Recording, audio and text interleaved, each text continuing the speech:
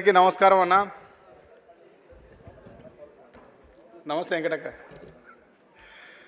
అందరికీ నమస్కారం అన్న. మీరు మాట్లాడేదాకా నేను కూడా మాట్లాడాలి. నమస్కారం అనే ప్రతి నమస్కారం అనే చైతన్యవంతుని పుట్టినరోజు శుభాకాంక్షలు. ఒక తిరుగుబాటుదారుని పుట్టినరోజు శుభాకాంక్షలు. వీటన్నింటిని కలిపితే ఇప్పుడు అద్భుతంగా పెట్టిరు వేదిక. ధిక్కార స్వరానికి పుట్టినరోజు శుభాకాంక్షలు తెలియజేస్తూ ఈ వేదిక మీద మాట్లాడే అవకాశాన్ని నేను ఎందుకు అడిగినా అంటే, కైకిలి పని అన్న, కైకిలి పని చేయాలి. తెలంగాణ సాధించడం కోసం 14 సంవత్సరాలు నిర్విరామంగా పనిచేసిన. నేను ఎవరి దగ్గర డబ్బులు తీసుకొని ఏ వేదికలకు అటెండ్ కాలే. ఎవరి దగ్గర తెలంగాణ ఉద్యమంలో డబ్బులు తీసుకొని నేను పాటలు రాయలే. తెలంగాణ వచ్చినాక కూడా నా పాటను వాడుకొని ఎదిగిన ఛానల్స్ ఉన్నాయి. నా పాటను వాడుకొని ఎదిగిన వాళ్ళు ఉన్నారు. నా పాటను వాడుకొని నిలబడ్డ వాళ్ళు ఉన్నారు. నా పాటను వాడుకొని అన్ని రకాలుగా అనుభవించిన వాళ్ళు ఉన్నారు. నేను ఎప్పుడు పాటను అమ్ముకోలే, వాడుకోలే. 2013 నుంచి నేను డబ్బులు తీసుకొని పాట రాయడం స్టార్ట్ చేసిన.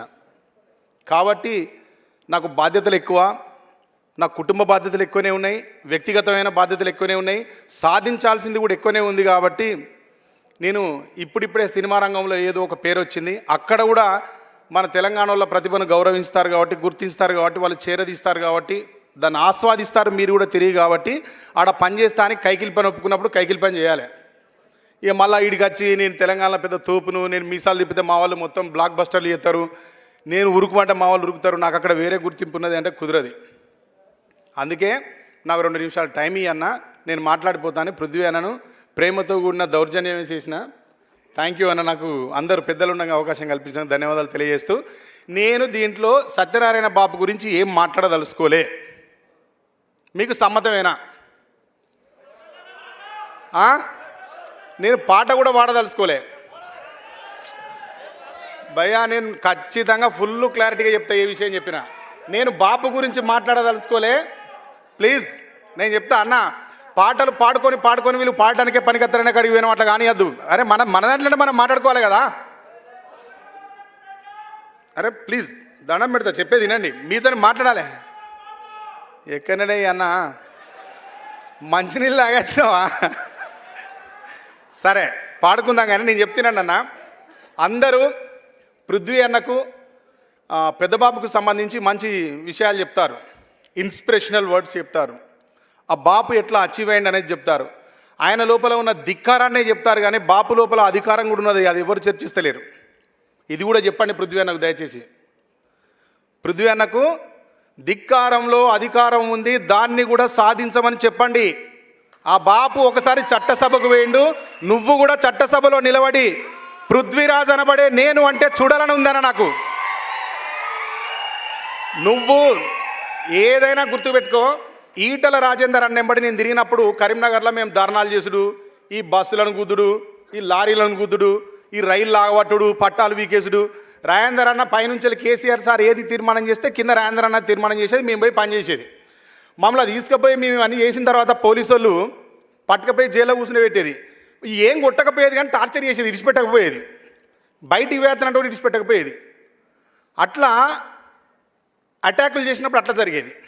ఎవరికైనా అవసరం ఉందనుకో, ఒక కాలేజీలో ఫీజు అన్నా వాడు ఫీజు కట్టమంటాడు, మన వాళ్ళు ఏమో వెనుకబడ్డోళ్ళు, వాళ్ళు తెలంగాణ ఉద్యమంలో తిరుగుతారు. అవ్వయ్య పిల్లగానికి కట్టడానికి కూడా డబ్బులు లేవన్నా, మేము పోతే కాలేజీ వాడు దేకుతలేడు అంటే రాజేందర్ అన్న కూడా వచ్చి మాట్లాడేది.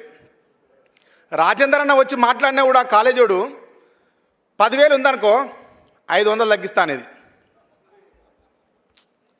ఆలోచించాలి దీన్ని బాగా. నేను చెప్తున్న ప్రతి మాటను మీరు నోట్ చేసుకుని దీన్ని ముగింపు అద్భుతంగా ఉంటుంది. వాడు 500 తగ్గిస్తా అనేది. రాజేందర్ అన్న కూడా చేసేదేం లేక అడిగి నోరు పోగొట్టుకున్నాం. ఆ తమ్మి మనవన్న సర్దిత అయిపోయేదని తిరిగి వచ్చేది. అట్లా రాజేందర్ అన్న అనేక సందర్భాలు ఆయన జేబులకి డబ్బులు కట్టగా నేను చూసిన. రాజేందర్ అన్న ఆయన నమ్ముకొని తిరిగిన వాళ్ళకు, తెలంగాణ ఉద్యమకారులకు చాలామందికి డబ్బులు కట్టిండు, చదివించిండు. అదైనా వ్యక్తిగత సంపద ఉన్నది వాడు చేసిండు. ఆ తర్వాత ఇంకా కొన్ని చోట్లకు పోయేది మేము. అన్న పలానా కాడ పర్మిషన్ ఇస్తలేరన్నా, ఇక్కడ ఛాయ్ బండి పెట్టుకొని ఇస్తలేరన్నా, పెట్టుకున్న పూర్వం ఆగం చేస్తారన్నా, ఓడు హోటల్ పెట్టుకుంటే బెదిరిస్తారన్నా, పోలీసు వాళ్ళు రాసిన తీసేస్తారన్నా. జమ్మికుంట మాదే పేరు. వరుసగా ఈటల రాజేందర్ అన్న 6 సార్లు 5 సార్లు గెలిచిండు. ఎటు చూసినా ఈటల రాజేందర్ అన్న పేరే ఉంటుంది. ఇది కలెక్టర్ ఆఫీస్లో పని ఉందన్న అని పోతే కలెక్టర్ ఆఫీస్లో పని చేయకపోయేది, రేషన్ కార్డు కోసం పోతే రేషన్ కార్డు ఇవ్వకపోయేది, నల్లా రాలేదు, నల్లా పంపు కోసం పోతే మా అక్కలో నల్ల వేయించాలని పోతే మా అక్క ఆడ వాడకు పెద్ద మనిషి తమ్మి ఇజ్జత్ పోతున్నారా జర చెప్పురా అంటే పోయి మాట్లాడితే రాజేంద్ర అన్న దానికోసం మాట్లాడితే కూడా ఏ ఆఫీసర్ స్పందించలే, ఎవడు కూడా లెక్కలో తీసుకోలే. కానీ తెలంగాణ రాష్ట్ర సాధన అయిన తర్వాత ఆయన మంత్రిగా ఎన్నికైనాక చూడాలి భయ కలెక్టర్ కాళ్ళకు చేతులు కాళ్ళు కట్టుకొని వచ్చి నిలబడ్డాడు. ఏం చేయమంటే అడ్జస్టానికి ఏ కాలేజీకి పోయి మేము నిలబడి చెప్తే ఈటల రాజేంద్ర అన్న పెరిగే పక్కన నిలబడితే వాడు చాలా గౌరవంగా తీసుకుపోయి కూర్చుండబెట్టి అడిగినంత ఇచ్చి చేసి పని పంపించిండు. అదే రాజేంద్ర అన్న ఉద్యమానికి అధికారానికి పోరాటాలు చేసే వాళ్ళకు పరిపాలన చేసే వాళ్ళకి ఇంత తేడా ఉంటుంది తమ్మి అని చెప్పిన రోజు. ఆయన ఉద్యమకారిగా ఉన్నప్పుడు పోతే ఎవ్వడు మా మాట వినలే, గౌరవించారు, అంతే గౌరవం మంచి పంపించారు. కానీ అన్న మంత్రి పదవిలో కూర్చున్న తర్వాత గవర్నమెంట్ వచ్చినాక ఎక్కడికి అక్కడ ఏ పని చెప్తే ఆ పని చేసిరు. కారణం ఏందన్నా అప్పటికిప్పటికంటే చెప్పిన రాజేంద్ర అన్న రోజు పవర్ తమ్మి, పవర్ అనేది సాధిస్తే ఇట్లా ఉంటుంది. అధికారం మన చేతుల్లో ఉంది కాబట్టి మనం చెప్తే వింటారు తమ్మి, లేకపోతే వినకపోతుండే అని చెప్పిండు. పృథ్వీ అన్న మీరు కూడా రాజేంద్ర అన్న లెక్క అధికారం సంపాదించాలి. అధికారం సంపాదించి అందరికీ దాన్ని సంపాదించడం ఎట్లనో కూడా మార్గదర్శకం మీరు అప్పుడు ఉండాలని కోరుకుంటాను. నేను ఈ విషయాన్ని చెప్పడానికే వచ్చిన. తండ్రి ఇప్పుడు మన దగ్గర సామెత ఉంటుందన్న, చెట్టోటైతే ఇత్తోటి అవుతుందా, ఇత్తోటైతే చెట్టోటి అవుతుందా.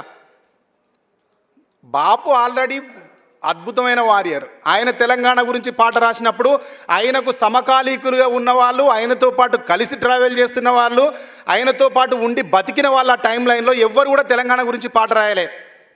ఇది ఎవరు తక్కువ చేయడానికి చెప్తలేను నేను, ఏదో బాపుని ఎక్కువ చేయాలని చెప్తలేను నేను. ఆయనకు స్పృహ ఉన్నది, ఆ స్పృహ నీకు ఇన్బిల్ట్ వస్తుంది.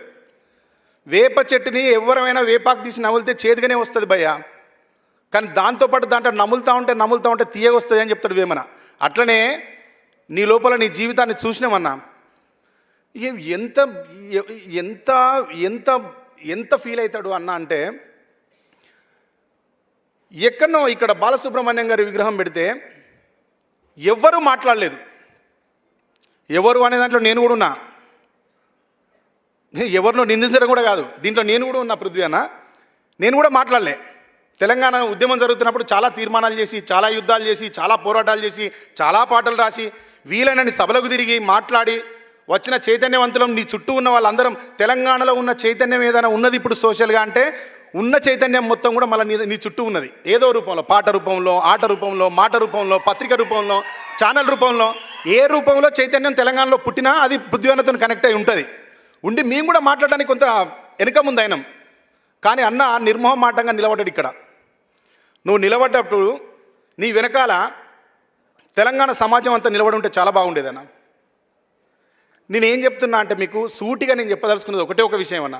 ఇంత స్పృహ ఉన్న మీరు, ఇంత చైతన్యం ఉన్న మీరు ఒక కుర్చీలో కూర్చుండి దాన్ని పంచడం అనేది చేస్తే చూడాలనే తమ్మునిగా ఒక స్వార్థంతోనే చెప్తున్నా తప్ప ఇది వేరే ఉద్దేశం ఏమీ లేదు దీంట్లో. మీరు ఖచ్చితంగా చేయాలి అన్న, మీరు రాజకీయం చేయాలి. రాజకీయంగా మీ సీటు కోసం మీరు ఫస్ట్ చట్టసభలకు వెళ్ళాలని కోరుకుంటూ, ఇంత మంచి కొడుకుని కానీ మన అందరికీ అన్నగా, తమ్మునిగా, స్నేహితునిగా, మిత్రునిగా, శ్రేయోభిలాషిగా పృథ్వీ అన్నను అందించిపోయినందుకు ముచ్చెర్ల సత్యనారాయణ బాబుకు చేతులెత్తి దండం పెడుతూ ఈ కార్యక్రమానికి వచ్చిన మీ అందరికీ పేరు పేరున నమస్కరిస్తూ, ఈ వేదిక మీద అన్న ఆలోచన విధానాన్ని పంచుకోవడానికి ఇక్కడికి వచ్చినందుకు వేదిక ఉన్న పెద్దలందరికీ కృతజ్ఞతలు తెలియజేస్తూ, ఈ కార్యక్రమాన్ని యాక్చువల్గా నేను ఇక్కడ ఉండి చేయాలి, నేను కైకిలి పని చేయడం వల్లనే చేయలేకపోయినాను. నీ దగ్గర ఏం లేదు, దీంట్లో వేరే మర్మం ఏం లేదు. కైకిలి పని ఒప్పుకోవడం వల్ల పోయినా. నేను నా పుట్టినరోజు నుంచి ఈ రోజు వరకు ఎటు తిరుగుతున్నాడో నాకే తెలుస్తుంది. వాడు ఎవడో ఎటో తీసుకుపోతాడో అటే పోతానా, ఆడనే రాసుడు ఇచ్చుడు వచ్చుడు ఇదే నడుస్తుంది. కానీ ప్రతి సంవత్సరం నీ తండ్రి సమాజం గురించి ఆలోచిస్తే సమాజం ఎక్కడో ఒక చోట ఆయన గురించి చేయాలి ఈ కార్యక్రమాన్ని. వర్ధంతినో జయంతినో ఎవరు చేయలే. వైఎస్ రాజశేఖర రెడ్డి గారు చనిపోయినప్పుడు, ఆయన కంఠంలో ప్రాణం ఉన్నప్పుడు, ఆయన కుర్చీ మీద కూర్చున్నప్పుడు, ఆయన పరిపాలన చేస్తున్నప్పుడు, ఆయన అణచివేత చేస్తున్నప్పుడు అమ్మనాబూతులు తిట్టిన తెలంగాణ ప్రజలు కూడా ఆయన చచ్చిపోతే ఊరూరా ఒగ్గు కథలు కూడా చెప్పించారు, సంఘాల వారిగా చెప్పించారు. ఇన్ని సంఘాలకు చైతన్యవంతం చేసి, ఇంత ప్రజలను సమీకృతపరిచి, అద్భుతమైన చైతన్యాన్ని, జ్ఞానాన్ని, వారసత్వాన్ని ఇట్లా ఇచ్చిపోయిన బాపు జయంతిని, వర్ధంతిని పండుగగా రాబోయే సంవత్సరం ఏదైనా ఒక మా జిల్లాలో మేము చేస్తామన్నా. వరంగల్ జిల్లాలో మా కళాకారులందరి తరఫున నేను మాటిస్తున్నా, 100% ఈ వేదికని అక్కడ జరుపుతా. ఈసారి మీరు నా కోసం వరంగల్కి టైం ఇవ్వండి బాపు జయంతికి. థ్యాంక్ యూ సో మచ్ అన్న, ఇంత ఓపికగా నా మాట విన్నందుకు, ఇక్కడ దాకా నన్ను ఆహ్వానించి నాకు ఎర్లీగా ఈ పోడియం ఇచ్చినందుకు ధన్యవాదాలు తెలియజేసి సెలవు తీసుకుంటున్నా. నేను పాట పాడనని చెప్పిన అన్న, ఇప్పుడు కాదు, పాడితే బాపు రిలేటెడ్ పాడాలి, బాపు మీద నేను పాట రాయలేదన్నా. సరే మేము వరంగల్ వాళ్ళం కాబట్టి వరంగల్ ముచ్చట చెప్తాం, మనం మళ్ళీ ఎవరు ఫీల్ కావద్దు. నేను ఇదేదో మా వరంగల్ మీద ప్రేమతో పాడతలేను, అంటే బాపుకి రిలేటెడ్గా వరంగల్లో పుట్టింది కాబట్టి అది ఆయనకు అమిరిపోతుంది అని పాడుతున్నా అంతే. ఓరుగల్లు వనం కొత్త చిగురు దొడిగెనో, చిగురాకు దొడిగెనో, నింగి వంగి ఆ కొమ్మల ముద్దులాడెనో, ముచ్చటలాడెనో, మొగిలి చెర్ల మట్టి మీద పూలు పూసెనో, అవి పరిమళించెనో, ఆ పరిమళాలు మోసుకెళ్ళ గాలి వచ్చెనో, చేయూతనిచ్చెనో, రాలిన పువ్వులు కొన్ని రాగమెత్తుతుంటే, పూసిన పువ్వులు మొత్తం పోరుకు సయ్యంటే, నల్ల మల్లవనం కొత్త చిగురు దొడిగెనో, చిగురాకు దొడిగెనో, నింగి వంగి ఆ కొమ్మల ముద్దులాడెనో, ముచ్చటలాడెనో. Thank you.